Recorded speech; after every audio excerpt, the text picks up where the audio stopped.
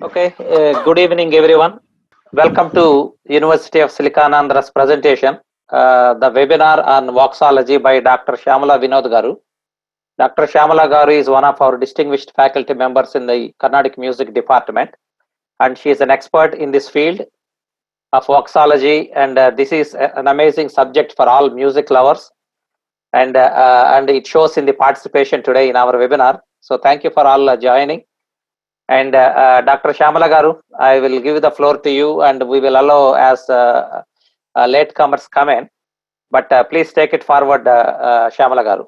Thank you and welcome, and thanks for taking this webinar today. Thank you very much, Raju Garu. Good morning and good evening to all my friends. My pranams to my Guru, Dr. R.S.J. Jayalakshmi Man, and pranams to Papu Garu. And thank you so much, the team of Silicon Andhra University, for giving me this opportunity. I'm extremely happy to talk, one more opportunity to talk about a subject which is very, very close to my heart and a subject to which I have given most part of my life. So, welcome all. So, let me start by giving you a very broad classification of the topics under which I will be talking about voice culture. So, we will discuss the term voice culture, followed by voice production mechanism, like the other factors of the body which supports the vocal system, then the voice itself. 4 would be vocal space. 5, voice production techniques for an ideal voice. 6, vocal abuse. 7, the hazards, both internal and external hazards to the voice. And 8, the maintenance of a good voice, a healthy vocal system. So, first, the term voice culture. Voice culture is, I think all of you know, we don't have to talk much about it, but I'll just touch upon it. Culturing the voice or working towards improving the voice. So that is voice culture. It's a very broad term and it's generally used for any kind of improvement, culturing, so also voice culturing. But today's topic is based on voxology, which is the non-clinical science of voice. Voice culture or certain generalized exercises of practice is one small fragment of voxology. So voxology is the science which gives you an idea of voice, how it is produced, how you can take care of the voice by taking care of the other factors of the body which supports the vocal system. So that is voxology, which is non-clinical, and voxology is a very unique field. It has got 4 stages where the voxologist, who is necessarily, mandatorily a vocalist, assess the voice of the student or the patient, rectifies the problems, and then enhances the voice by not compromising the inherent strength of the voice, taking care of the weaknesses of the voice by not compromising on the strength of the voice. So these are the very elementary basic procedure steps of voxology. So to understand that voice culture is highly generalized and it's not a blanket that can be thrown over the mass, we have to understand why it is unique.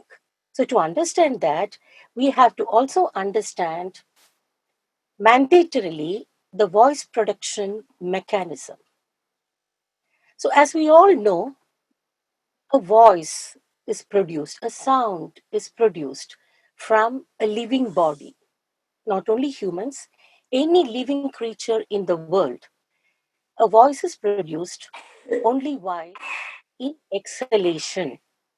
All of us know this, but I will have to touch upon this point to move forward. So the voice is produced while in exhalation, and so respiration is the first stage of the voice production technique. Respiration, in particular, exhalation. And why did we use the term respiration? Because only when you inhale, when you have air to exhale, exhalation can happen. So exhalation happens and the voice is produced. But a sound or a voice is not produced all the time when we are exhaling. It would have been terrible if that is the case, right? So producing the voice or phonating or bringing out a sound from your vocal cords is a voluntary function. The brain is the first step. The brain decides that now the person has to speak or talk or laugh, whatever, use the vocal cords. At once, the lungs expel the air. So the air from the trachea moves up and moves the vocal cords, which act like reeds, to produce the sound. Because the vocal cords are placed at the end of the trachea this way. So if this is the trachea, this is the foot pipe, okay? It's very important that you understand this. So later on, I'll be touching upon that point this way. So the end of the trachea and the foot pipe, this is placed. The vocal system, the voice box is placed. So the air coming out of the trachea voluntarily moves the vocal cords in order to produce the sound, which is then resonated through the passage with the help of the pharynx into the mouth, which is the oral cavity or the vestibule. The most important resonator, the primary resonator of the voice, the mouth, okay, the hollow space. So please don't wonder why I'm explaining all this, because unless you understand this, it is not easy for me to convey to you why we have to take care of so many other factors for a good voice production. The voice itself then become the last concern. So that is the reason I'm explaining to you. Many of us don't even think about all these factors. We take the voice for granted. So we need to have a sound brain to give the right instruction to the body, where the respiration takes the first step, then phonation. Because of respiration, the exhalation of the respiration, phonation happens, then resonation happens, and then it comes to the mouth, and finally articulation, where a sound is converted to a meaningful sound, a language. So at once, simultaneously, so many functions are happening in order to bring out a sound from the body. We just speak, we laugh, and we talk loudly, we shout, and we abuse the voice. We never think that a huge mechanism is happening here. So, in the voice box, the vocal cords, which are very subtle, very soft membranes, two cords, they lie down like this horizontally on top of the end of the trachea, and like a hollow space is created there because of the glands called larynx around it. So the hollow space created by the glands larynx, end of the trachea, and this region is called voice box. This is further collapsed by the thyroid glands. Please understand this, because later on, towards the end, I will be explaining to you the impact of thyroid functioning on the voice. So again, why am I explaining all this? For us to understand that voice culture cannot be generalized. So all these things are happening in a body for a voice production. So don't you think that the voice of a person, the vocal system of a person, the vocal cords of a person is very, very unique to that person's body? Even blood groups can be matched, but not vocal cords. So it is that very unique. So, voice culture, that term, a generalized term, cannot be actually applied universally generalized. After a very basic stage, voice culture becomes or should become a very individualized prescription by a qualified voice trainer who can continuously monitor the improvement of the voice. This can be compared to a personal trainer in a gym. So, this is one point I would like all of you to understand. So, the voice has to be taken care individually from a particular point and has to be, treated in isolation by a trained trainer and monitored regularly. So, from because of this point, we have reached a point where we can now understand that voice culture is a very generalized term. But voxology actually narrows it down to the need of the individual, the singer. Now, voxology or voice non-clinical voice care is not confined to singers alone. Any person who uses the voice extensively needs to understand the importance of voice production and the factors of the human body which support the vocal system. Because anybody who uses a voice, a professional voice user, will face problems when they cross the limit of the voice capacity. Now, the next important point we have to understand is the voice behaves on, the vocal cords behave on ability versus demand, which is also very, very unique to each person. I would repeat, the ability of a person's vocal cords and the demand placed on it by the person. Demand in terms of usage, any usage, talking or whatever. Demand in terms of the pitch for singers, the right pitch used, the number of hours spent for singing, the number of the styles handled. All these things have to be taken into account to match this. That is ability and demand. So we have understood several points now to tell us that voice is very unique to the human body. Simple. Now let us look at what are the factors in the human body which affect the vocal production or the voice by itself, the vocal system generally. The first and the foremost factor is a healthy respiration, which means ideal method of breathing in and breathing out. We call this, pranic breathing, yogic breathing, whatever. So the intention is shallow breathing should not be there. Shallow breathing has to be avoided. We have to habituate a very deep inhalation and prolonged exhalation where we involve the abdominal muscles.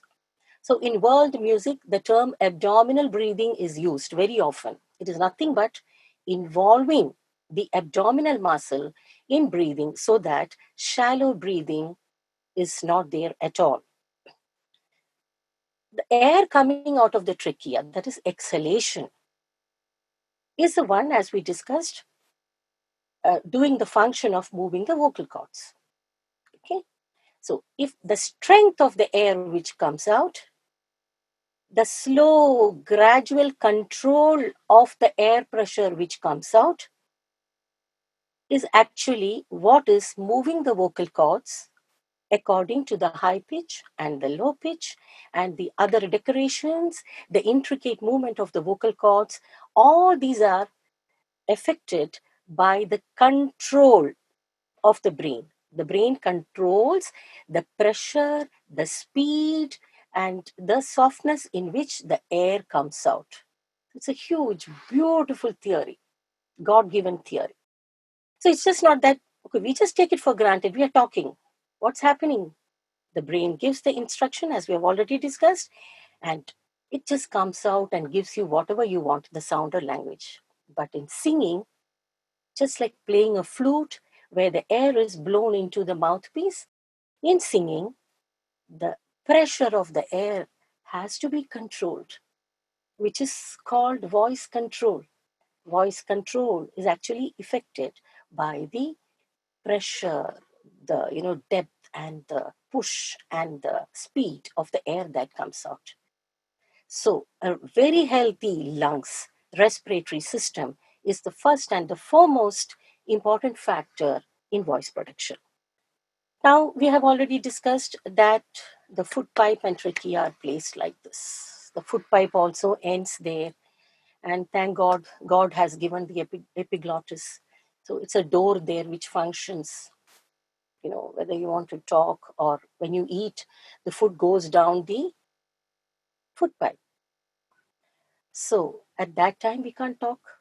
That's why we say don't talk with food inside, because there is a confusion for the body, whether to open. Because to talk, we need air coming out of trachea.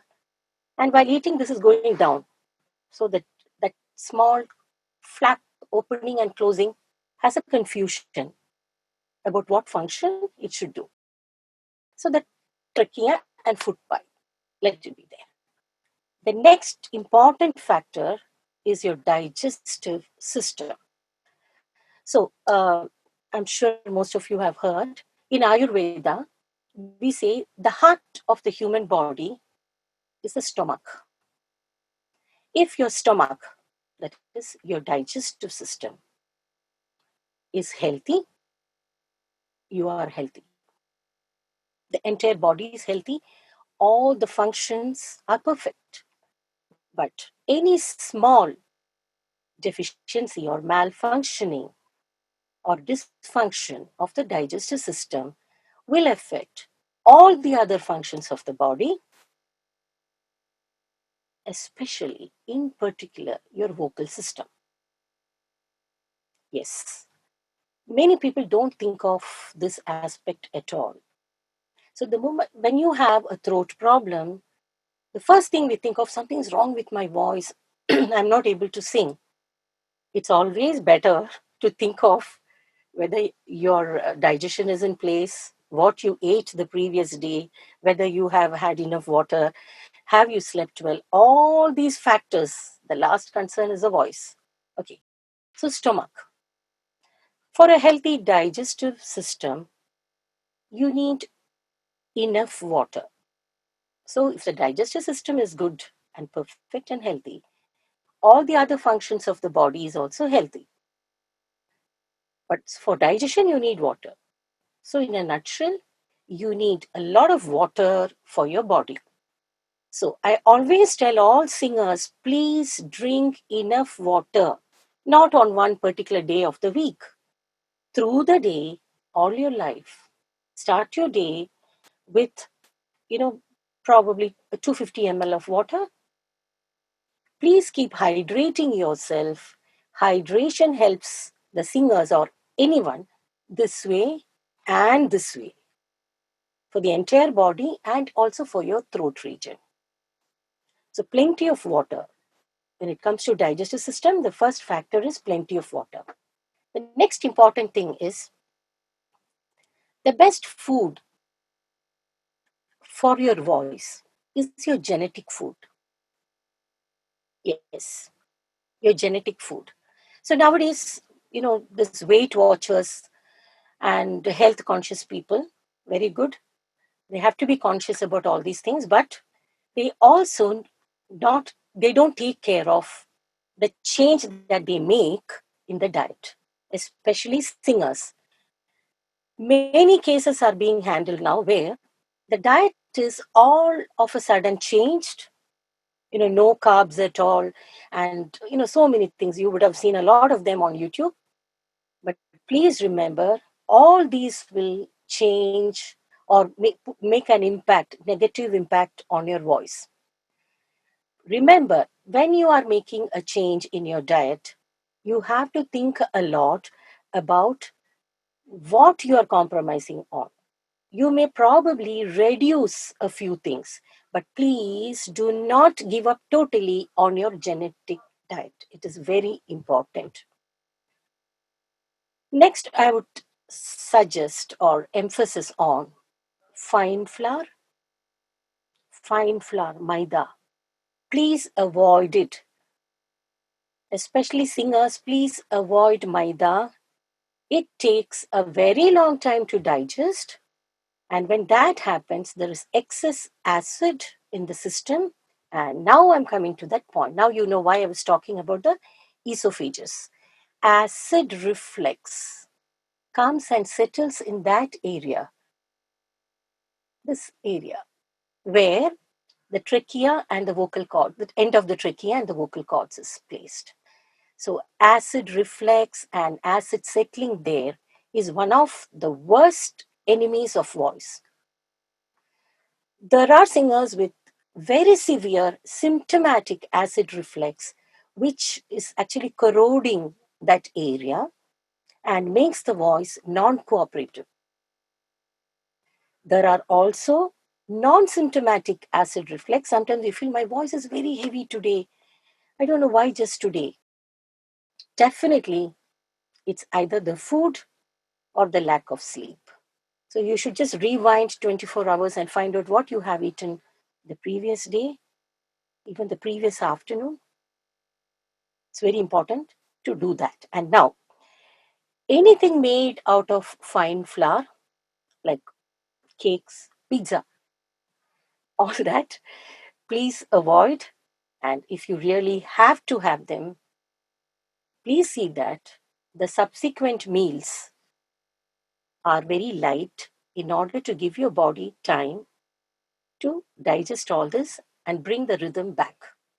Only then this area, the esophagus, is clear. If the esophagus, the tube, the food tube pipe is not clear, your voice will not be clear. So this is very important. That is the reason I said digestive system, respiratory system, digestive system have to be healthy enough for a good voice. So these are the supporting systems for the vocal system. So now we are going to the third subheading of today's webinar, which is voice. Okay, voice, the most important expression, sound expression, verbal expression of the human heart, God-given gift, which has been really not given its importance, just taken for granted. Very sad. Okay, so voice. So you know how the voice is produced now. All of us know. So voice. Now, very often I get questions like, why is the sound of a particular voice, a particular person's voice is like this? Why the sounds are different? So one point we all have to understand is the kind of voice, the timbre, the quality of the voice is genetic. Foremost, it is genetic. The shape of the mouth, the shape of the tongue, the length and thickness of the vocal cords also contribute to the kind of the sound of the voice. Okay? So we can't say that, so and so's voice is very soft and thin. Can we do practice to get that voice? No. So voice, even more, now you understand it is unique, right?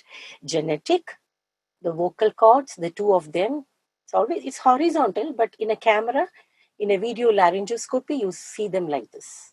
But it's actually horizontal. The length, the thickness, the placement, the hollowness of the voice box, the length of this passage, the placement of the pharynx, which is behind the nose, and your sinuses, The hollow spaces here, the forehead, the sinuses, all this contribute to the kind of the sound of your voice. Again, so it's very unique. Having understood this, the next point you have to understand is voice is totally based on the elasticity of the vocal cords. So, as we discussed, so vocal cords are horizontal. I hope it is clear. Is it clear, Raju Garu? It's like this. So, when the brain says move, it moves like this and comes back naturally. That is called the elasticity. Okay? God given elasticity. Wonder of wonders. Now, it doesn't move like this alone. It is moving like this, vertical, horizontally vertical, and they come and meet. So, this way, like that. Okay? So, naturally, they come back. So, that is the elasticity. That comes down. The elasticity wears out over age. So, this movement, the elasticity wears out as the age goes. Now, please keep this point in mind. Later on, when I still come back to the topic, you will understand why I spoke about this. So, that is voice. Now, I am moving to vocal space, a very important topic for singers. Okay, vocal space is nothing but Shruti. We say Shruti, or the octave in which a singer sings usually, most commonly. So you see, my Shruti is C. So and so's Shruti is A sharp. So when we say Shruti, we are actually referring to that particular octave in which we sing usually. Your pitch, my pitch. But in voxology, we call it vocal space. And why? Because when we sing, we are not confining to one octave. We move to the lower octave and to the higher octave as per the demands of the tune or the composition. So that entire expanse is handled by the singer. So we call that as the vocal space. And why? Because when we are going to work on a voice, we have to improve the entire space, not that octave alone. Okay, the facility of the voice to actually maneuver, move through the space is what is aimed at by a trainer. So we call it vocal space. So now, how do we arrive at one's own comfortable vocal space? So, from the very elementary stage, a few points can be given for this, few factors, very few, because beyond that, it's a very deep science. Okay. So, when one has to understand one's own, 3 points where the voice is able to move easily in that octave plus half here, like sarigama padanisa, then sarigama pa, sanidapa ma. Okay, so these totally 2 octaves, 1.5, 1.5 here. If the voice is reasonably comfortable here, if the ornamentation, the decorations, the sangadis and gamakas are easy enough in both the extremes, the low and the high. Third point, if the breathing technique is supporting the stamina needed in this entire space, then that is your vocal space. And this cannot be arrived at with one day's singing. It is better, I would recommend you to try, let's say, G sharp.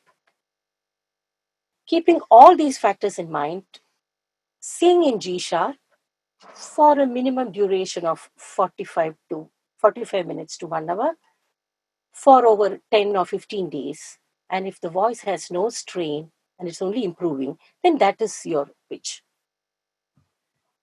So that is called vocal space. This is a question which many people ask at many workshops. How do we understand our Shruti? And another point here is sometimes we say on a particular day, it happens because it's not a machine. The voice can never be 100% for the next 10 years. We can only maintain. So any application on the voice, like voice culture or voxology, is helping you to maintain the voice. So on one particular day, the voice is bad. So invariably, all singers, they reduce the pitch. Let me tell you, please, it doesn't help always.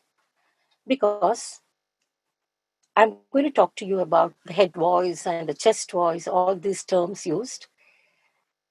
If you reduce the pitch, what happens is the voice may not be, good enough or healthy enough. Already the voice is slightly tired or not in a very good condition to move in a lowered space. If you're lucky, your concert, if not a professional singer, even at home, if you're lucky, that particular application may be a success. But there have been many cases where a particular raga, a set of intervals is a raga. So a particular a set of intervals may not function in your voice in that lowered space better. So they say, I reduce the pitch, even then my voice did not cooperate. This is a point. Okay. Now I'm coming to the point of vocal space. In vocal space, the so-called chest voice and head voice. All singers out there, please understand this carefully. Voice production is here. Phonation is here. So in Tamil, they say, Adivai Tilendu Padu.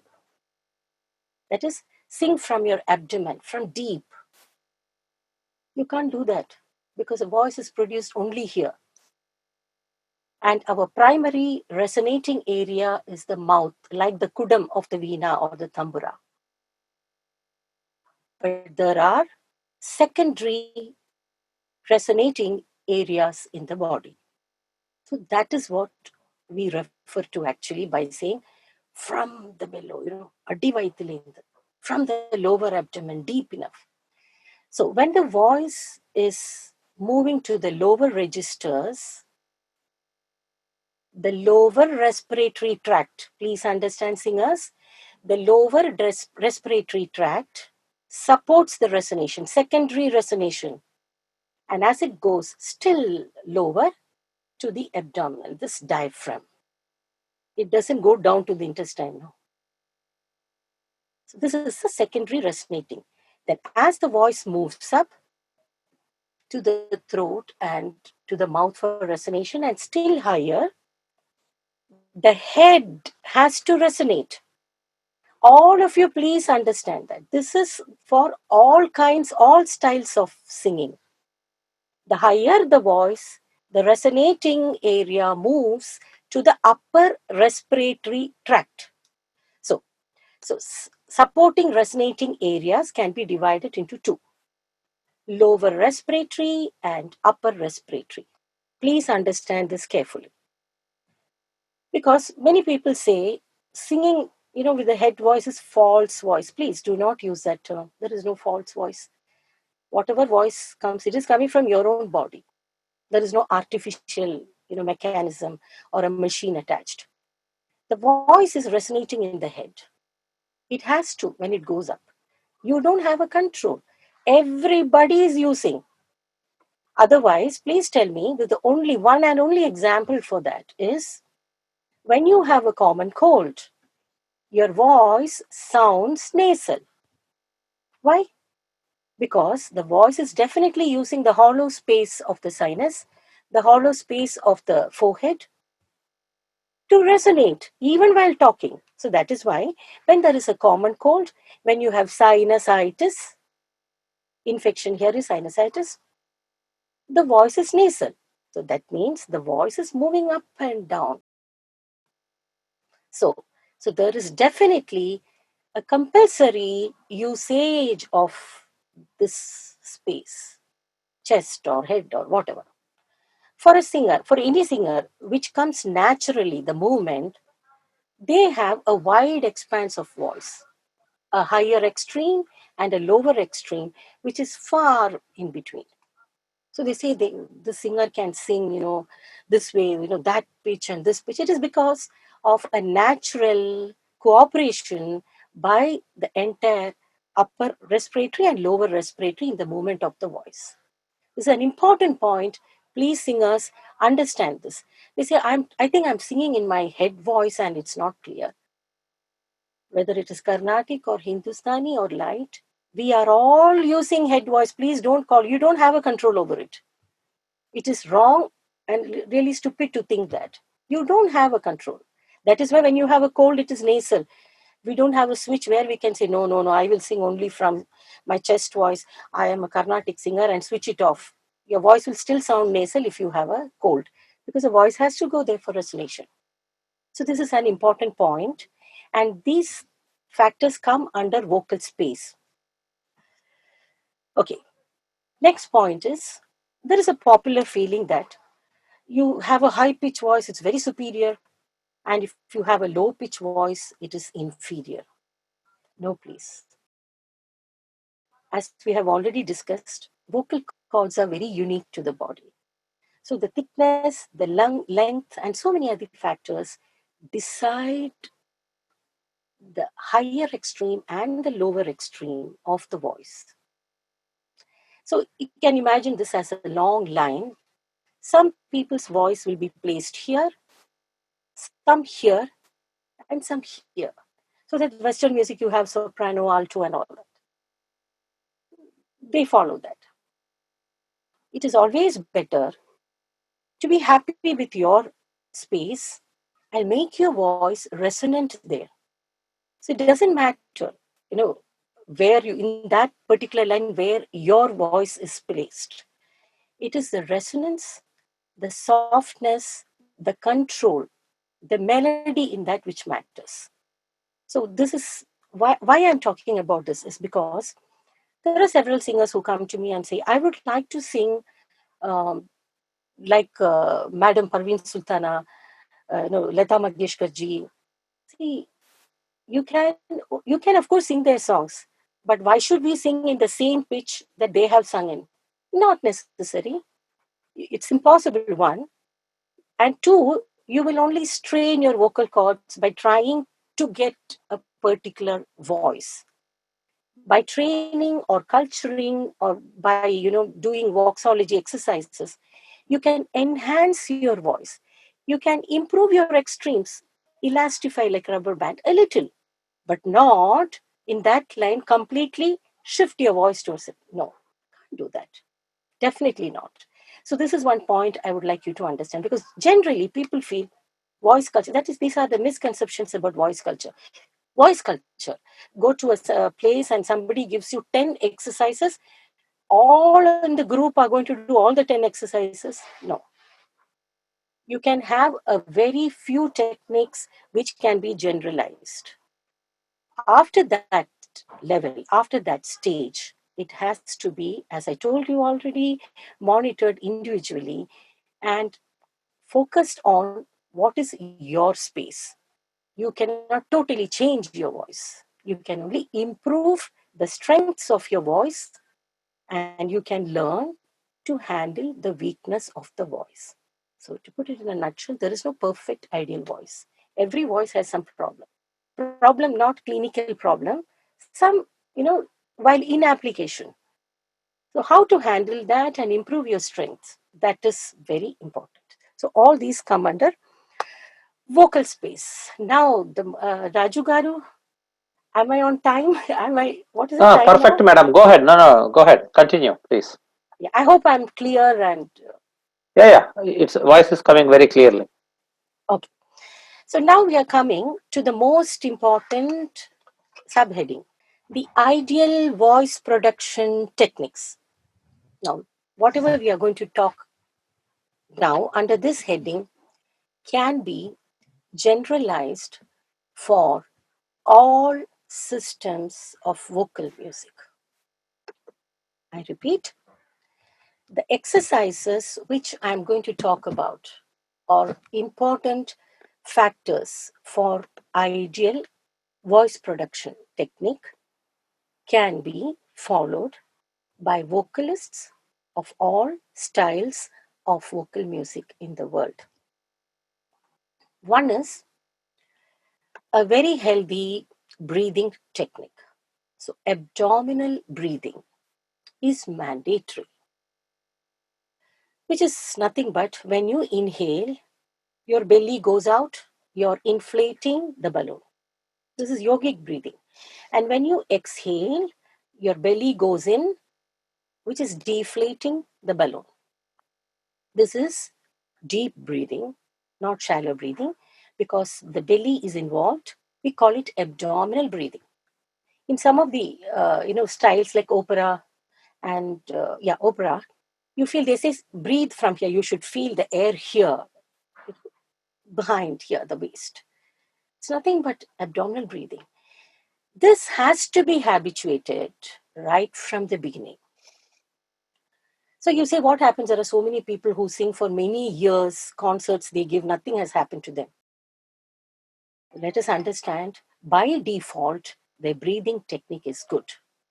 If the breathing technique is not perfect, there is not enough support for the movement of the vocal cords.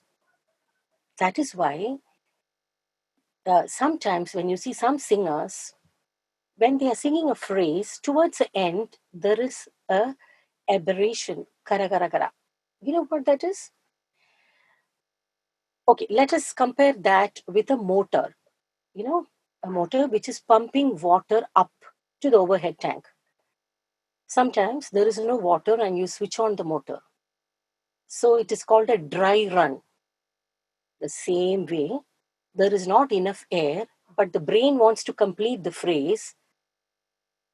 So there is a screechy end, not a smooth end, because there is a dry run by the vocal cords, which is not good to the voice to hear and very bad for the vocal cords. So in that condition, if you go on practicing, there is a strained, a tired voice. Over a period of time, the sheen of the voice is lost. So, first and foremost, please take care of your breathing. And teachers, vocal teachers, please insist on breathing exercises before you start the vocal class. I shall give you harmless exercises which can be generalized. Please note down. Whatever be the shruti of the student, please teachers help them to find their own vocal space and please try to make them sing in their vocal space. So let us say G sharp. So what you can do is ask your students to take a deep breath, concentrating on your abdominal stomach. So when you take a deep breath, your belly moves out consciously. And then when you start exhaling, ask them to sing a sustained note like sa,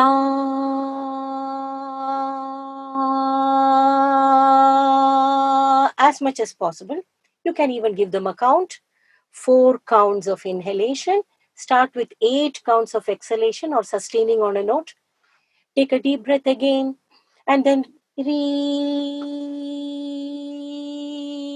a deep breath again, ga, full full octave of the student's vocal space. This is a simple exercise you can do at the beginning of every class. So the student and the teacher will habituate abdominal breathing while singing, which will help the voice to be steady and smooth. Harmless first exercise. The next important aspect we have to understand, which has been underrated, especially in South India.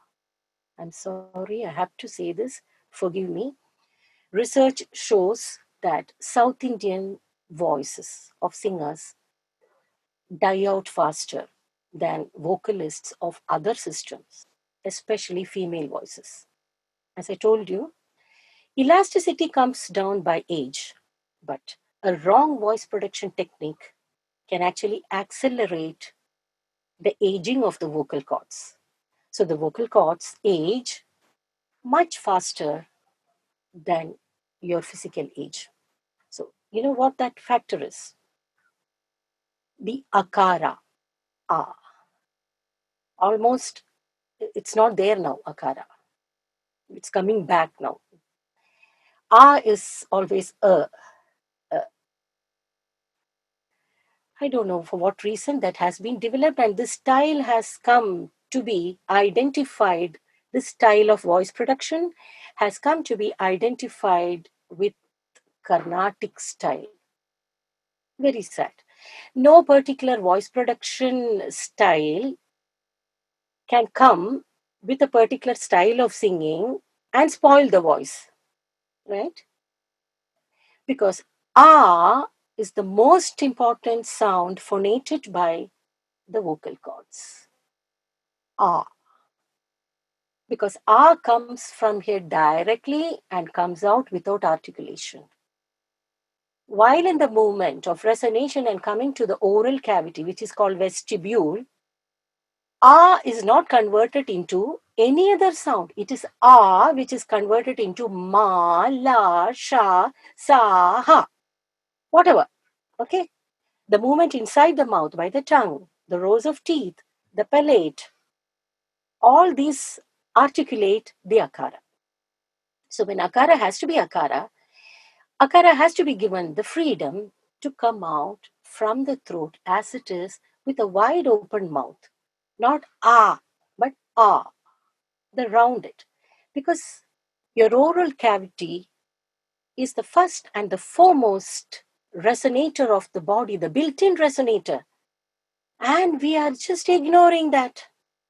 So what happens is, when ah comes out, the vocal energy comes out, and you are not allowing the freedom for the entire thing to come out, a part of the vocal energy is reverted back to the source. So that actually strains your vocal cords, which is actually inaction. It is vibrating, energy is coming out, but it's not coming out fully. It's like water coming out of a pipe in full force, and you're trying to push it back. So if ah is perfect, then all the other vowels will also be perfect. All the vowels can also be pronounced with a loosened cheek. Ah, I, O, E, O. It need not be I, E.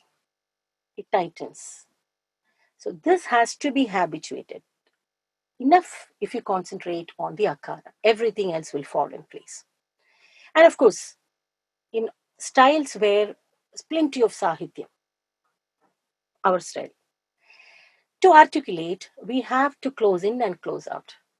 The moment you start habituating your akara to be complete and rounded, even that demand of too much of articulation will happen with the loosened throat muscle. This is very important. The jaw line should not be tightened. Ta-ra-na, ta-ra-na.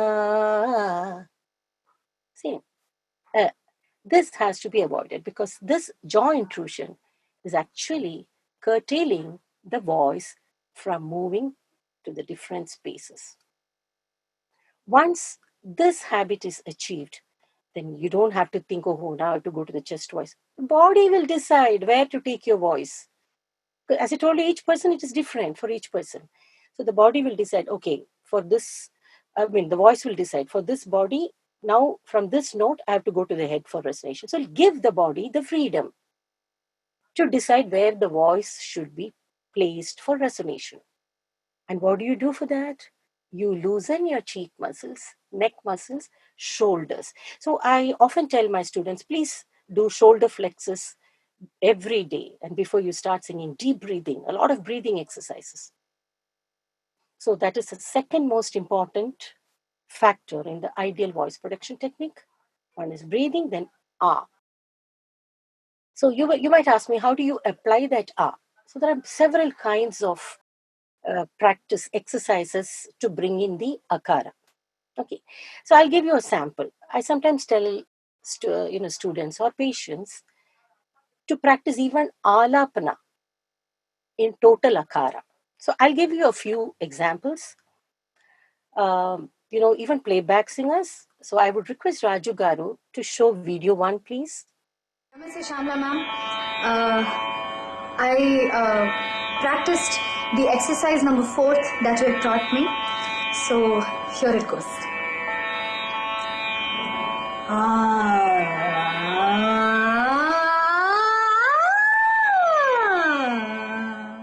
So that is akara.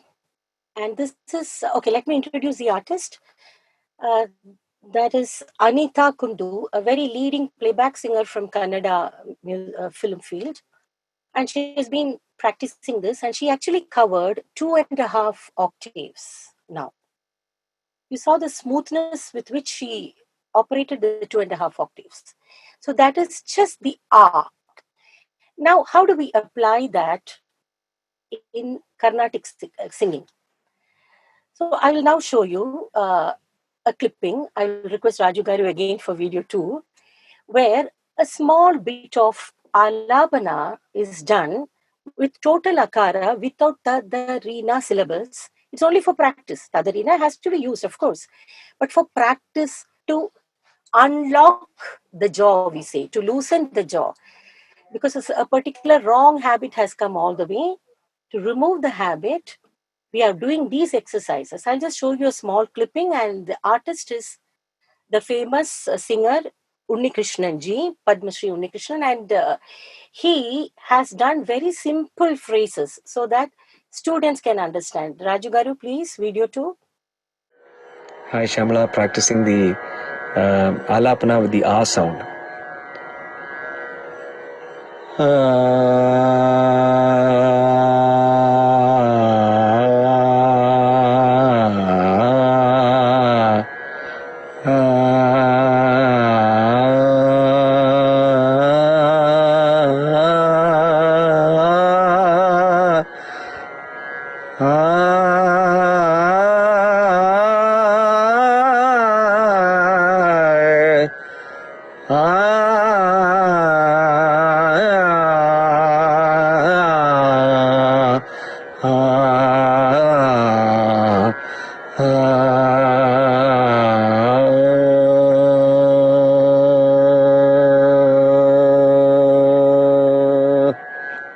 Thank you, Raju Garu. So that's just to show you, step by step of improving the akara. So I've given you a basic generalized exercise of breathing. Now for akara, all that you have to do is please practice sustained notes, each note of the octave in ah, carefully, where you drop the jaw down. Ah. Do not hold your jaw down. Ah. Ah. Not ah. Ah. A sound should not come. Ah. So drop the jaw down. Your cheek muscles are loosened. A very good trick for this is to smile. Ah. When you smile, that's why they say you should smile a lot. There is no tension, stress here. Ah. Ah. Ah. Ah. This way. But you have to remember, you should not shout. Leave it loose. Let the body decide the decibel level. There is a natural decibel level for each person. So these are things which anyone can do in their own vocal space. Now, the third point is, okay, in terms of Carnatic music, we do not, unfortunately, give importance to plain notes. Yes, we have a lot of ornamentation, different kinds of gamakas, sangadis. Our music is characterized by these. That is usage of the intervals. Ours don't exist on swaras. Our music is existing on the intervals. So the intervals bring in the raga bhava. It gives that, it makes one raga that individual entity. That is the individuality of the raga. Yes. But we have to understand the notes in isolation. Otherwise, there is no point in learning music for 20, 30 years because you would only know the notes. Not all, most of the students, they would only know the notes as part of a movement. So we have to learn the plain notes because what happens is plain notes in sustenance and in loosened application improves the swarajnana. Not only that, it improves the steadiness in the voice to fix the note. So once that is achieved, in whatever be the speed of the particular ornamentation, there is clarity and it is very defined in a very cooperative voice because plain notes will improve the resonation, the character of the note in your voice. So please, I'm suggesting the third one. First is the breathing, then the akara.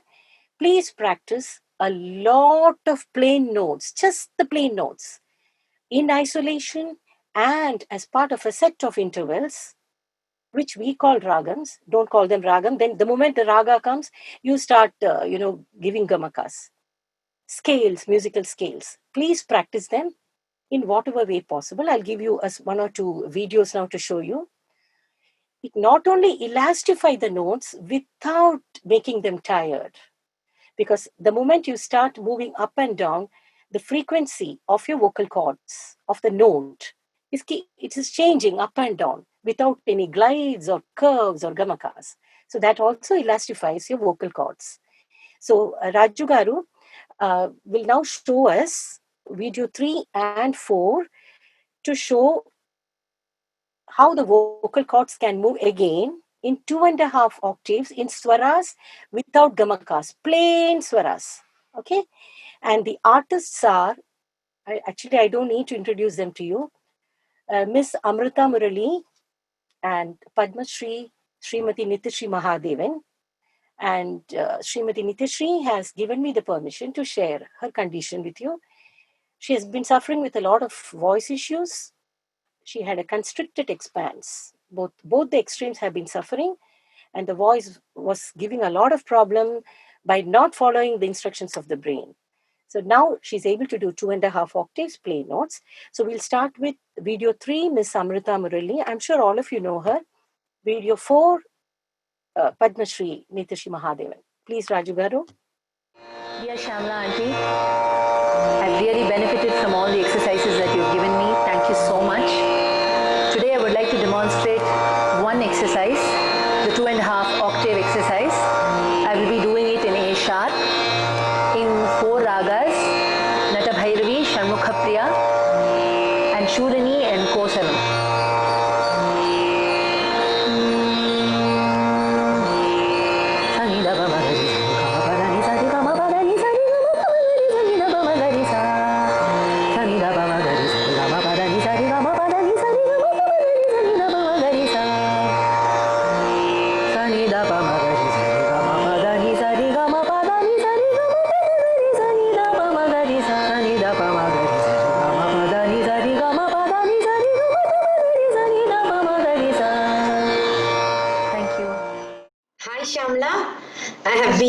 Doing the 2.5 octave Sampurna Raga exercise taught by you for the past 4 weeks, and thank you so much for teaching me this wonderful exercise because I find that really effective. Why don't I try Charu Kesi now?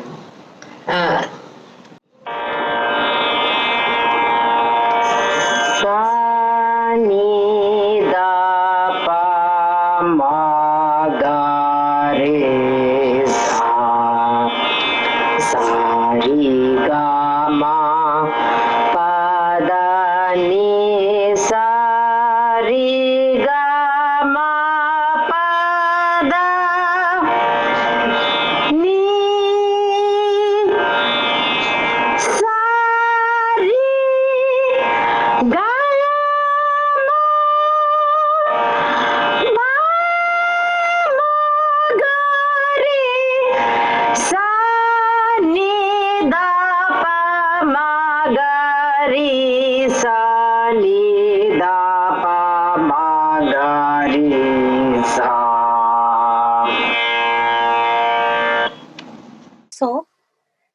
the importance of plain notes. That's the reason we play the videos for you.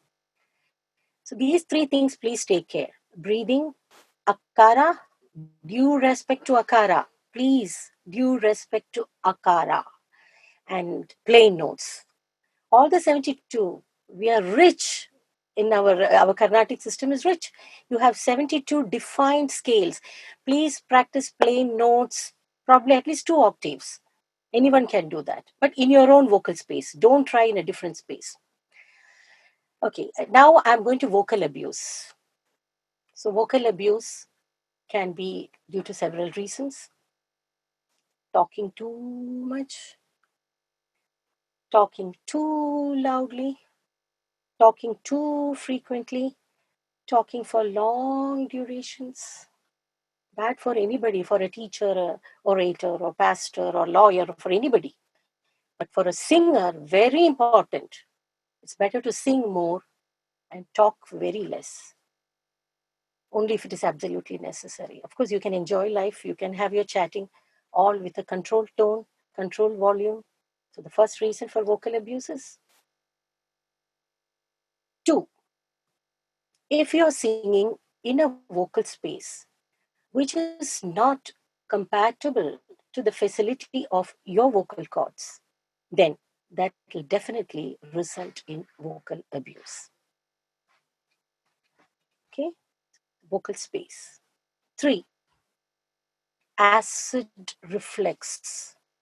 See, now you know why I discussed all that in the beginning, your digestion, your respiration. So vocal abuse, acid reflex can kill your voice. It's horrible. 4th, a not very healthy breathing technique can cause vocal abuse because you'll drag your vocal cords around to follow the instructions of the brain without proper support from the lungs. The air pressure from the lungs is not enough to move the vocal cords, but you are trying to push it. So that will cause inflammation and wear and tear of the vocal cords. The elasticity is affected. The life is reduced. You will have to start reducing the pitch then slowly, because you don't have the stamina to go up. So that is bad. And reducing the pitch is again bad. So it's a vicious cycle. Okay? So these are the 4 main reasons for vocal abuse. Then there are other factors like sinusitis, tonsillitis, laryngitis, or ear infections. All that can cause, problems. But if they are going to be recurrent, then there will be a permanent condition in the vocal cords, like an inflammation, with which if you sing, you will end up having severe conditions like phonatory gap, which is like this, where the vocal cords move away from each other and the air coming from the trachea will be wasted through the gap. So it's called technically a wastage, phonatory wastage, or a phonatory gap. This is the first, symptom of concern. Inflammation, yes. But all these can be handled with, care. I'll tell you what to do. So this phonatory gap is the first concern. If ignored, it will end up as nodules. I'm sure all of you have heard the word nodules, which is now not surgically removed. With exercises. We can handle even nodules. But polyp, the next stage, all that needs surgery. So a minimum vocal abuse, which starts in a very basic level, can take your vocal cords to that level. So please take care of that vocal abuse, starting from your talking. Please. Then you have, okay, now I'm coming to a few suggestions to maintain your voice. As I already told you, talk less, talk in a very soft volume. Don't whisper. Whispering is bad. Do not shout while singing. And so that is very important. Then take care about, some people have this allergic rhinitis. So you have to be careful with what perfume you use. You never find out. You always have a very hoarse voice. And then later on, sometimes they tell you it is allergic rhinitis. And you take medicines for that. But you never understand that in your daily life, you may be following a few things which are constantly troubling your nasal passage. It's very sensitive, like a perfume or a room freshener or the soap that you use, the skin lotion or the makeup that you use. All these can help you, even the fabric that you use. The best fabric for a healthy vocal system is, please don't laugh at me, even that has been researched upon, cotton, because it gives you enough oxygen into the body. The more oxygen, the better voice. You know why? More oxygen, better respiratory system, better voice. So that is it. When you have an onset of a cold, please, anybody can do this, or you feel the voice is hoarse, very tired during the day, please take a steam inhalation with your mouth wide open, not only through the nose. So you alternate the inlet and outlet of the hot steam.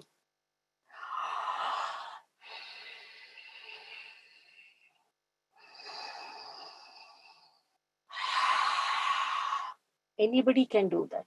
And I would request anybody who uses the voice too much, do this every night. So this takes care of that particular day's vocal abuse. Drink plenty of water. Please drink plenty of water. The next thing that you can have is a cup of hot water with a pinch of turmeric powder. If you drink that every day, it's good for your health, good for the voice. And you have a concert and you have a voice which is not cooperating, you can take some tiger balm. In addition to all this, take little tiger balm, smear it at your fingertips and do laryngeal massage. Bring it up to the chin.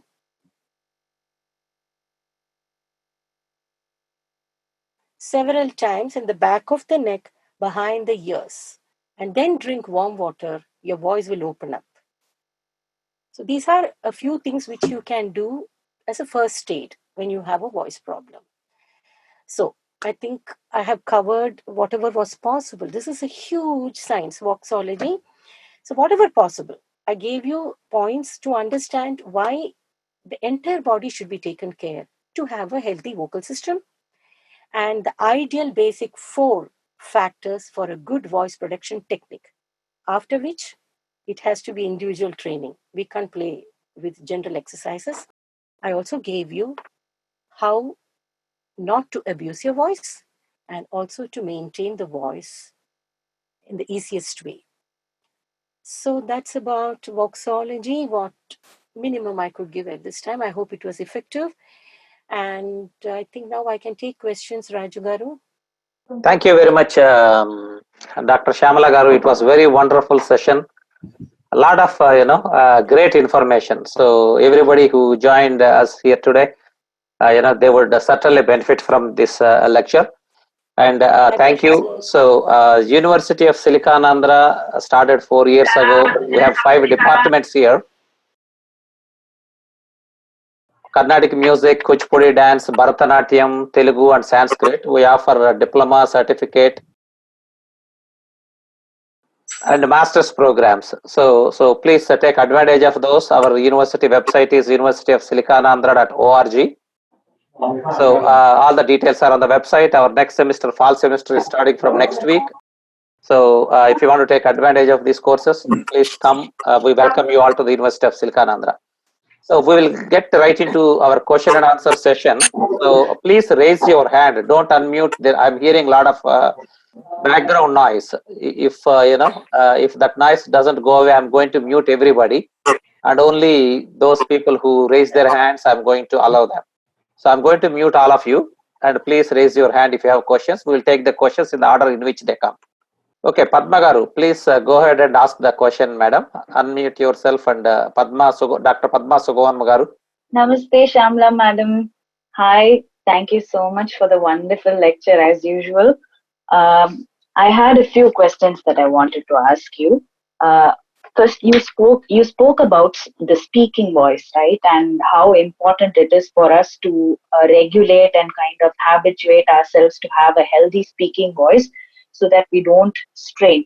So this is a situation that I have particularly faced during tours. What happens is, like, you sing a concert for 3 hours or 3.5 hours sometimes, and you're like, your voice is just out of like a lot of strain, and after that there are a lot of people who want to come up to you and speak and congratulate you, and more than that, there are simple questions like, where are you going next, when is your flight, what time is it? So there are things that you would ideally like not to discuss at that point of time, but it's just one of those things that happens. So what would you suggest, as a performing artist, you're in such a situation and you want to preserve your voice because next day there's another concert, you have to travel again, take a flight early in the morning, and then next day you have another 3 hours of performance.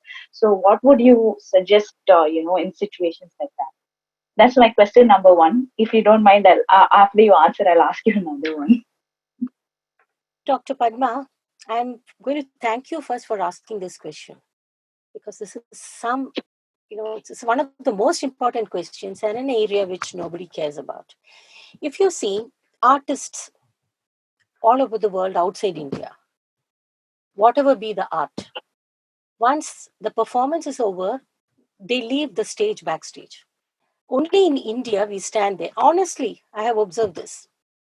So I have been asking all the vocalists, the top ranking vocalists, not to talk after the concert, because singing is one particular application, function of the vocal cords, and talking is a contradictory. The movement of the vocal cords is same, but the demand while singing is much more on the vocal cords, because the frequency in which they vibrate is just moving up and down erratically for the high pitch and the low pitch. But whereas talking is almost at a particular tonal level. Mm-hmm. You please do not talk. In fact, sometimes I ask my students after a voice training session not to talk for an hour or so, because you have to allow the vocal cords to settle down and relax, be dormant, and then restart. So what I have requested now, the artist is to not to talk for a few occasions. You please do this. You just nod. They will understand. And you just say, that's all. You do this. They will get used to it. Now, Sudhaji has started doing that. Ramakrishnamurthy is doing that. Many people are doing that. Karthikaya. They just do this. Namaste and just say, rest. Probably someone who's with you can say, now she has to rest. Voice rest. Voice rest is the final and the best answer for any voice problem. Any infection, antibiotics will take care of the clinical condition. But for the vocal cords to come back to action, only voice rest can help. So also while singing, after singing, please take voice rest. Don't talk, Padma. Nothing will happen. People will get used to it. People will get used to it. That's it. Okay. The second question I had was in relation to gamakas. So, what I found oftentimes the most strenuous part for the voice to deal with is the gamakas, particularly the Yes. Kampita gamaka which we have, and Yeah. in while we practice voice exercises with plain notes like you demonstrated in the video clips. There is a lot more ease with which the voice moves, and there's a lot less strain. Once we start making those heavy movements, particularly if you choose ragas, I want to sing the begadas and the bhairavis and the varalis, and in those cases what happens is like there's a very very heavy stress required Yes. on the voice, right? Do you have any tips for us to practice the gamakas without actually straining the voice? Yes. Very good question again. So, plain notes without tightening the jaw is actually preparing you to execute the gamakas with a loosened jawline. So, for example, in a simple, I'm just showing you a very simple phrase. For Shankara Bharanatli, we do sa, sari, sari, and the aritham is actually given on the voice. You can still loosen and do sari. Did you see the position of my mouth, Yes, Padma? yes, I did. So you have to habituate this. Initially, it is not easy. Take a difficult phrase, practice that in total akara, and then apply that, if it is part of a kriti, then apply that with the sahityam in that phrase in a minimum speed. Then accelerate the speed, fit it into the talam, and you habituate this over a period of time. You will see that the aritham is in the actually intonation of the gamaka, not on the voice. Okay, But I should plain try notes this have to be, definitely. yes, you will work out. So the beginning stage is the 2.5 octaves. It's called feather touch, what Amrita Murali. By loosening, you do the plain notes, and what Unnikrishnan did, in simple phrases, then complicated. Hmm. I'll definitely try this out, because see, most of the voice culture exercises that I practice, they are all with plain notes. I don't really have any exercises to practice Yeah, with I think gamaka. once when you had come for I think Session with consultation, you you, had yeah. mentioned this. Yeah, yes. Yeah, and therefore, when that move from voice culture, the kind of exercises you practice, to singing the compositions and the alapana and manodharma in Carnatic music happens, I'm able to see that there is a dichotomous kind of thing. This sounds different, this feels different, that feels different. So that hasn't kind of blended well, so which is why my doubt came in the first place. No, that you have to apply this, what I just told you now, consciously. Okay, the loosened jaw technique. I will try that. Yes, that is the best method for any kind of singing, the loosened jaw. Okay. Thank you. I have one more question, but I don't want to hog time. In case there's after other people, if there is more time, I'll definitely be around and I'll ask you one more question. Okay, Thank definitely. you so much. Yes. Thank Thank you, thank Shamlaji. you, Dr. Padma Garu. Next, I will go to Natarajan Venkateshan. Please unmute yourself, sir. Hi, ma'am. My name is Aditi. I have a question regarding morning voices. So I find that, like, for instance, when I try to sing around 7:30 a.m., like in the morning, my voice doesn't open up completely. So do you have any tips as to how to open up your voice in the morning, or like what time I should get up to sing at 7:30 a.m.? Hello, Aditi. So, voice, like any part of the body, is not at its fullest as soon as you wake up. Like you can't run a race as soon as you wake up. So, voice is expected to be little, drowsy, but if the voice is hoarse, then it's due to certain other factors. One, if you have a condition of allergic rhinitis, in your sleep, this part becomes a little inflamed. So to combat that, you can close your ears with cotton balls. I'll get into minute details. You can roll them with little, very little, any balm, whatever, Vaseline or something, so that the strands don't get into your ear. That's very important. Your ear is very important, the most important for your vocal system. So please close your ears with cotton in the night, especially if you're in an air conditioned room. When you go out, the changes of weather will not affect you. That is one. Plus, avoid, actually, if all of us can follow this, it's very good. Avoid dairy products after 6 p.m. Do not have dairy products in the night. Also, in your case, since you said every morning the voice is like that, please avoid wheat for dinner. Take a gluten-free meal. You please test this for 10 days. Your voice will be all right. Okay, thank you. Welcome, Aditi. Okay, next we will go to Kalyani.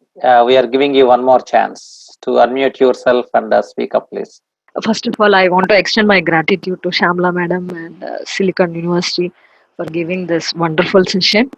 My question might be weird, but since it is a doubt that tickling me, I want to ask it. See, with respect to digestion, you said there is much more importance with respect to what you eat matters a lot. So having too much of chili, like we are Andhra people, Yes, we ate lot of yes, pickles and hot things. yes. And does this Ayurvedic recipes like pepper or desi ghee will help in voice training? So this is my question to you, See, ma'am. the reason why I did not talk about them is We cannot generalize that, because there are people who think pepper is good for the voice. Yes, but it's not good for people with acid reflux.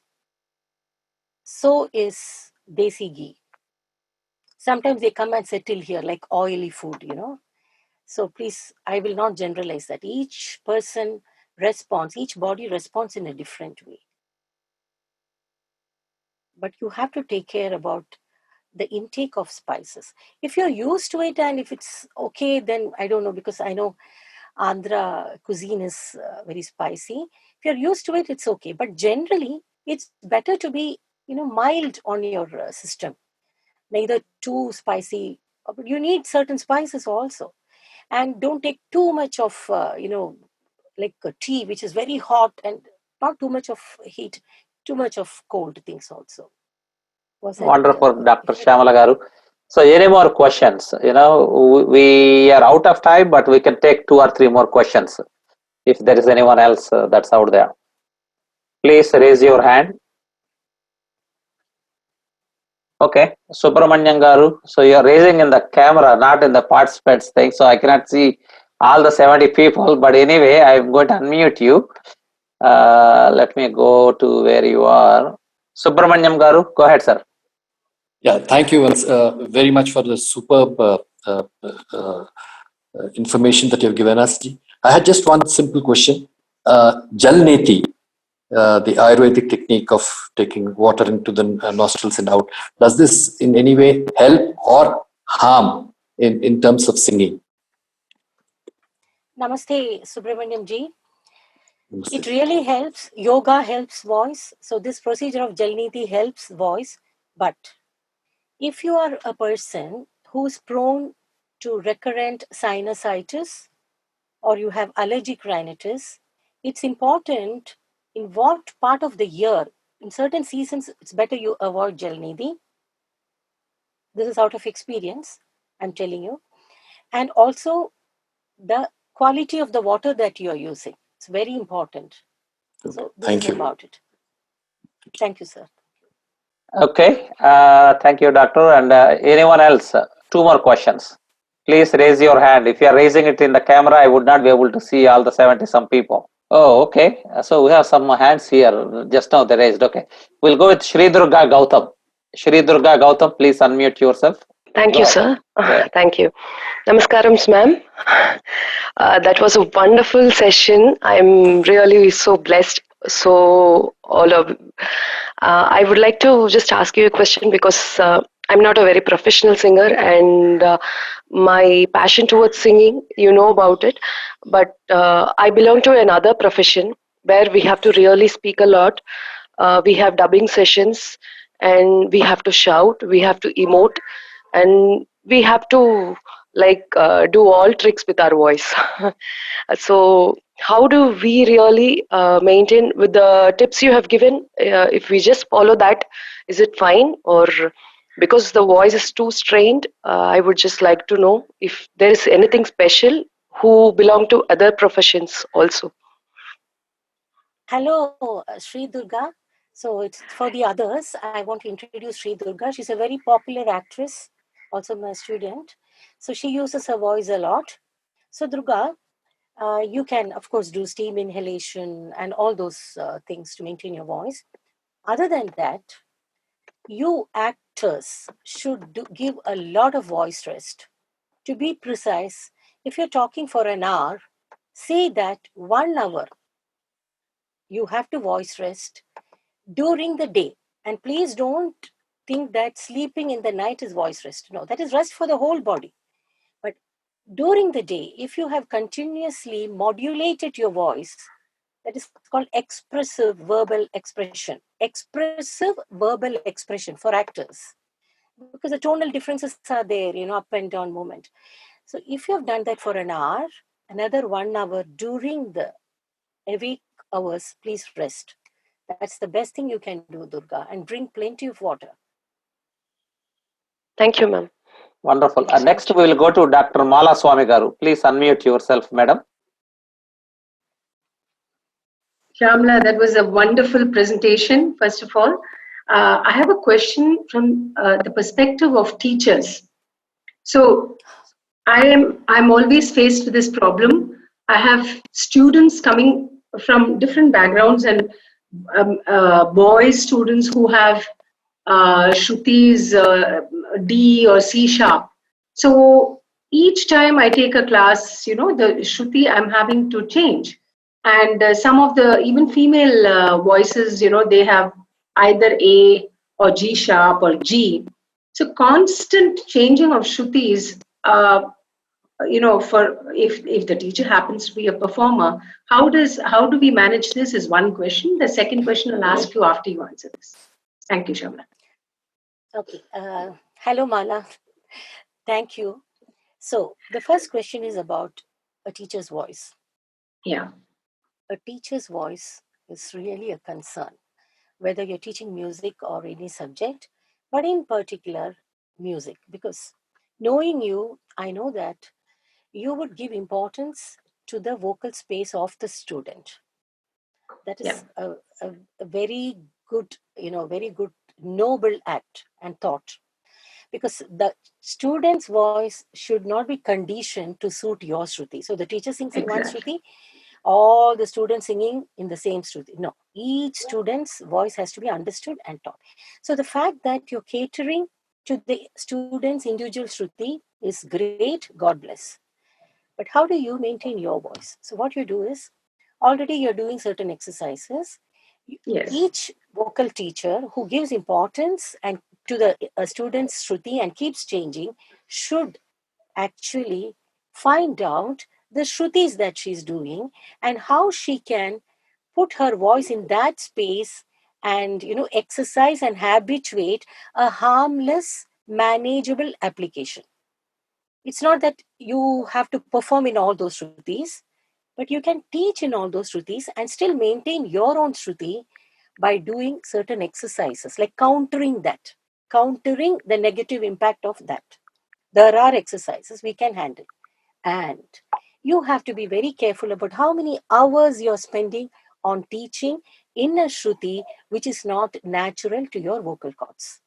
So if you're teaching for an hour, so my sir, Dr. Mohammed used to say, if you're teaching, let's say for 60 minutes, you should, if it's not in your Shruti, you should teach for maximum 20 minutes, 1/3. So you have to spread it out. Make the student repeat. Teach them in small, small bits so that they become thorough with that, and then you move on to the next. Instead of singing one full, line of a pallavi, cut it short into phrases and see that your voice spending on that different Shruti is very minimum. And you can also do this if you have several hours. Please try to rest your voice between the classes. Okay. This is all that we can do. Thank you, Shamla. The second question I have is this myth, is it a myth or it's a fact? Getting up early in the morning at 4:30 and 5 and practicing, all the, because the great legend, K.V. Narayan Swami, who had such a beautiful voice and he maintained it throughout his life, said that beyond the Madhyasthai Panchamam, one should not practice early in the morning. Is that a fact? I'll go to the first point. Voice practice is like any other physical exercise, which is always preferred to be done in the morning because you're actually restarting a very well rested body. So all the muscles get toned very well that time of the day, especially the voice, because they say that the voice should warm up along with the sun. You understand? So that's why we say don't sing the mid-afternoon, it's not good for the voice. The sun is at its peak. So practicing early in the morning, when the sun is not very warm, your body is also warming up, and a very well-rested vocal system, the vocal muscles, the tissues, they are toned better at that time of the day. Plus, you have not used your voice much. You've just woken up and you're practicing. And preferably lower octaves in the morning. So as the day progresses, the voice will move well. That is why most of the concerts, right from the beginning, it's in the evening. By then, the voice has moved and settled, and then it moves all over. So So it has to start like this. The resonation has to start this way. And if you try to push it up there straight away in the morning, you're actually leaving a heavy work on a waking up vocal cords. It's just woken up. Thank you, Shamla. Wonderful, madam. So we have a next question. We'll go to Meera Gopalakrishnan. Meera Gopalakrishnan, please unmute yourself. Okay, hi ma'am. I'm so happy to see you. I actually had the same doubt as Mala Swami had. So she's already asked the question that I wanted to ask you. Okay, wonderful. That is Meera, a very good vocalist. Hello, Meera. Hi ma'am, namaskar. I'm so happy to see you. Thank you. Wonderful. So we'll go to the next, Haindavi Veldanda. Haindavi Veldanda, please unmute yourself. Yeah. Namaste, Shamala ma'am. I would like to start by saying I learned a lot in this 1 hour. So I just wanted to put forth a small doubt of mine. So I always had trouble singing the higher notes in any composition. And I guess you could say that my voice is also pretty low. So my teacher, Srimati Sudhadusi, always told me to use my fake voice and blend it with my natural one. But on my own, I can't seem to figure out how to do it, how to blend those two voices together. So do you have any tips on that? Any input? Yeah, Haindavi, as I'm listening to you, I have found that you have a vocal abuse. Most probably, it is a phonatory gap. You are having a clinical condition. I'm able to make that out. Please go to an ENT specialist. And probably after that, if you get in touch with me with a report, I'll give you exercises for that. Right now, there is a clinical condition that you have to attend to. I could make that out from your voice. We are trained to do that, as voxologists. Yeah. Thank you. Please get an ENT clinical, opinion. Okay. Yeah, sure. Thank you so much. Wonderful. So there are no more questions, at least I don't see any more raised hands. Thank you, Rajikaru. I think Malaka asked my question and it was answered too. So thank you. Oh, okay. Wonderful. So Malaji gets the prize for answering the most, Most sought after question. Sought after question, yes. So good. And we have Dr. Vasanta Lakshmi Garu, another faculty member from our University of Silicanandra. Vasanta Lakshmi Garu, go ahead, madam, from the Department of Sanskrit. Namaste, Ji. Please unmute yourself, madam, on your side. Namaste, Shamla. Happy to see you after many months. Yes. Okay. I'm not a singer. I'm a teacher. And I teach huge classes for long hours. And this caused a lot of trouble to my voice. And now I feel that the sound of the voice has also changed. What do you advise teachers? And what usually happens is we have classes continuously, two to three classes continuously. And after going back to staff room also, we would have long heated discussions in huge rooms from this corner to that corner. So what do you advise teachers? Okay. Externally, you can do the steam inhalation every day to actually, maintain it from now on. So for whatever has happened, I think you have inflammation as you speak, inflammation of the vocal cords. It's a really abused voice and teachers have to talk loudly. Henceforth, you can follow a daily regime of steam inhalation and plenty of water, laryngeal massage, and please use amplification if the classrooms are huge. So now you have several methods of amplifying your voice. So it's called a teacher's syndrome. It's not only singers. A teacher's syndrome is using the voice, and when there is a tonal, sometimes it's so emotional. You try to, take the point across. You're so assertive in your voice usage, both the decibel and the intensity of the tone. So you please use amplification. It is possible. I'm sure there are people to guide you on that. And it is allowed now in all the universities. Please use that and then follow these tips. That's all we can do. Because they say a teacher's voice is the only voice, it's the only art where the teacher dies out while giving it away. Like, especially a music teacher, it's like a candle. Teaching, it burns out. So also the teachers of other subjects. So we have to take care. We can just manage and move on. Okay, we will take two more questions, Doctor. So next question comes from Sridevi Pulipaka. Sridevi Pulipaka, please unmute yourself. Namaskaram, madam. It's a very informational video. I'm glad that I could able to attend the class and could able to grasp so much of information.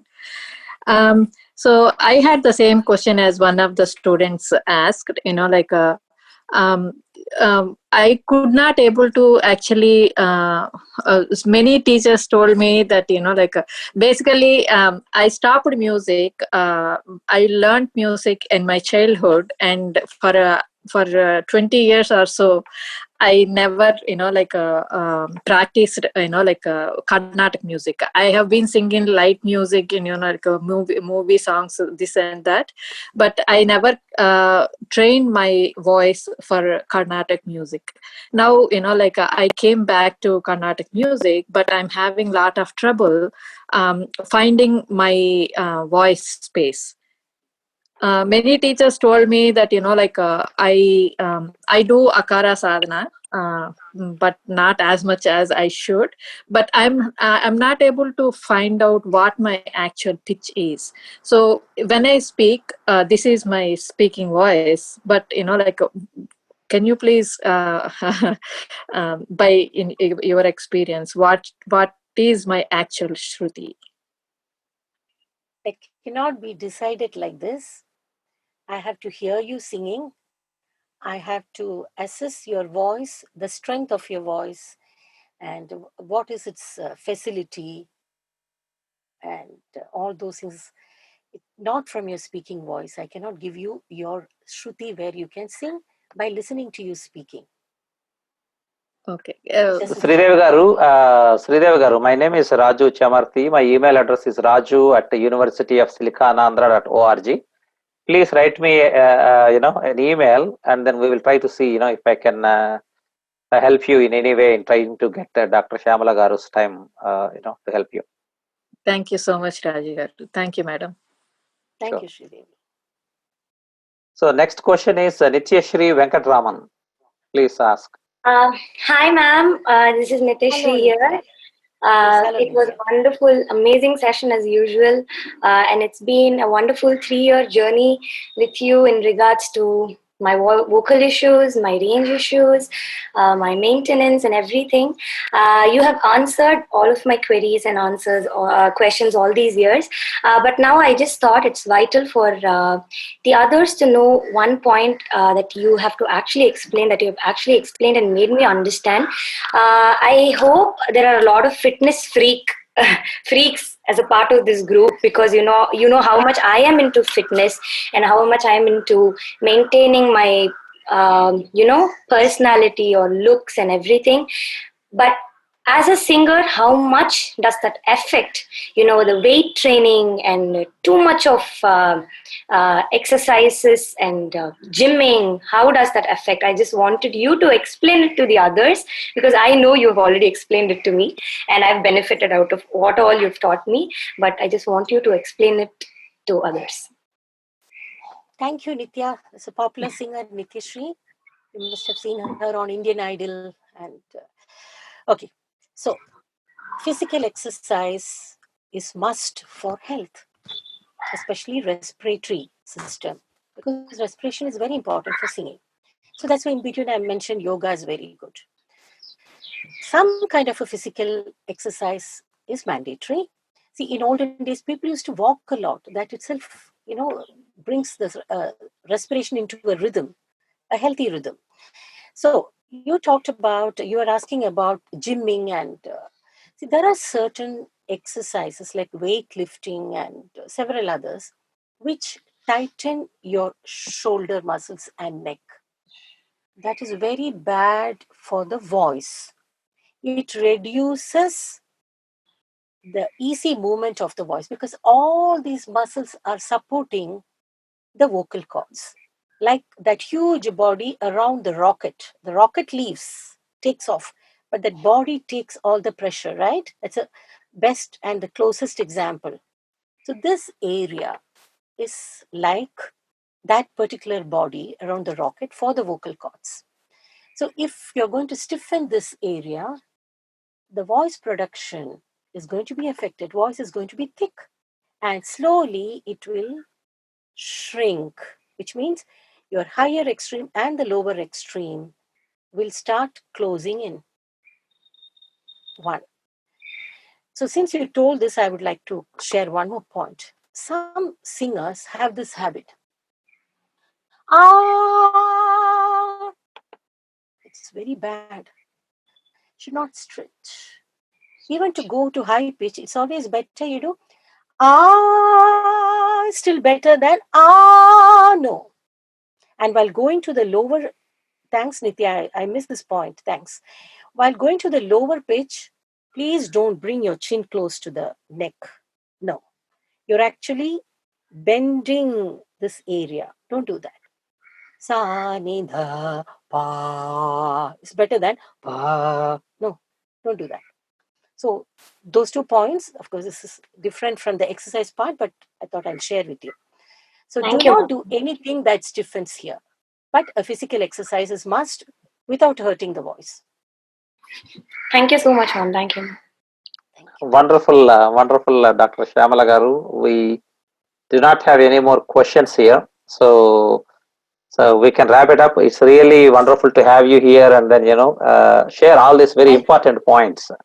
Go I'd ahead. like to say something. Sure, please go ahead. Extremely thankful to you all, Mamta Garu, you, Pappu Garu, all of you there, the team, Bhani Madhavji, all of you, Sridevi Garu, for giving me this opportunity, because I enjoy talking about voice.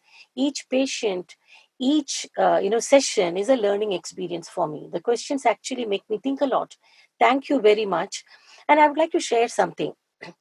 I have been sharing this information and knowledge in several places, but the syllabus of our University of Silicon Andhra is a very beautifully designed one. So actually, I would request most of you, several of you can actually take advantage of your master's program and other programs which offer voxology. It is really effective, and a lot of them are benefiting. I'm telling you this because I want all of you to understand about voice and then pass it on to others, so that the next generation will use this methodology beautifully. And the university is doing a great job. I have to say that, Raju Garu. Thank you very much.